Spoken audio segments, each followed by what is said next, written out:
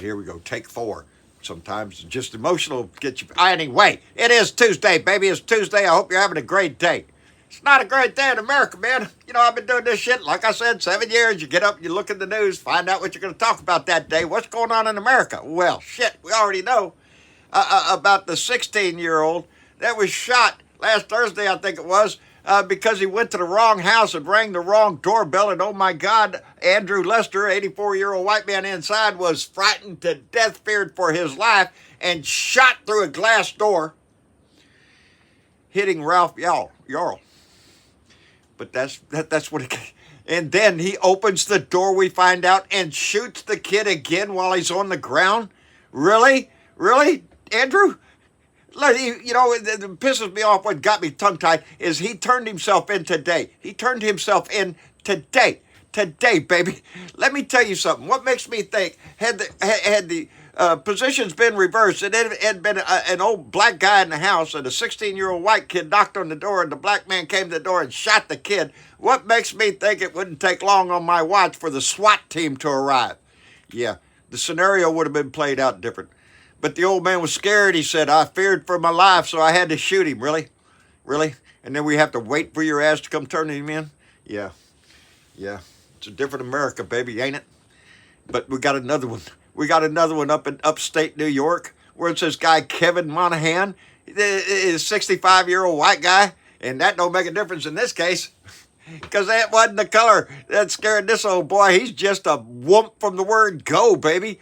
This man, after this young lady, Kaylin Gillis, and her 3 friends were trying to find a friend's house up in rural New York where they didn't have GPS, they didn't have cell phone service. They pulled up in this driveway, went up in the driveway and found out, oh, this isn't the right house, so we got to turn around.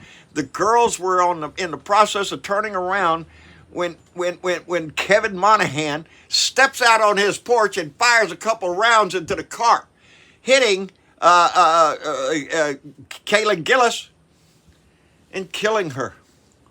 No, there was no words. There was no confrontation. Just this asshole thinks he can step out on his porch and fire a few rounds off, baby. Why? Because he's pissed, I guess.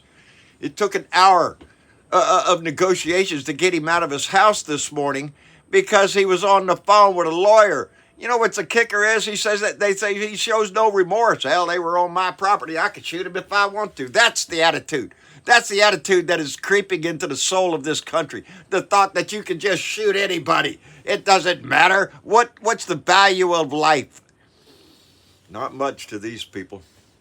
It's all about their right to defend themselves. They're not defending shit. They're scared little people who just want to show their ass with a gun.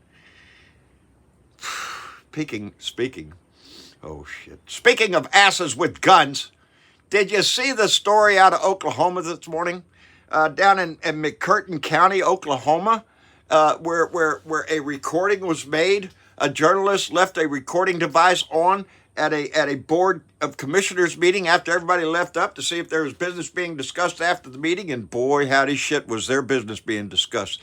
What is this shitting ass name? Kevin Clardy. Kevin Clardy. He is the sheriff of McCurtain County, Oklahoma, down there in the corner where it meets Texas, Louisiana, down there. You know, redneck country, baby, I guess.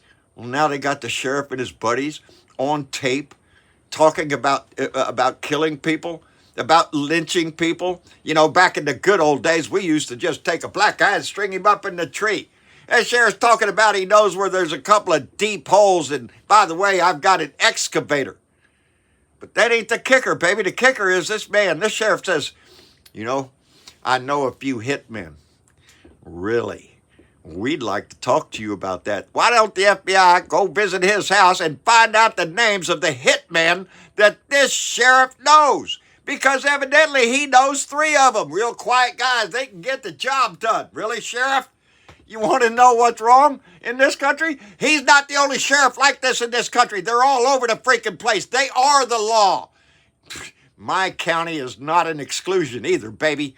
They are the law. It's your house and your shit. They are the law. They can do anything you want. You don't think this sheriff would take 2 shits to kill somebody, bury him out in some hole, and then go, oh, I don't know. We're investigating about what happened to old Bob.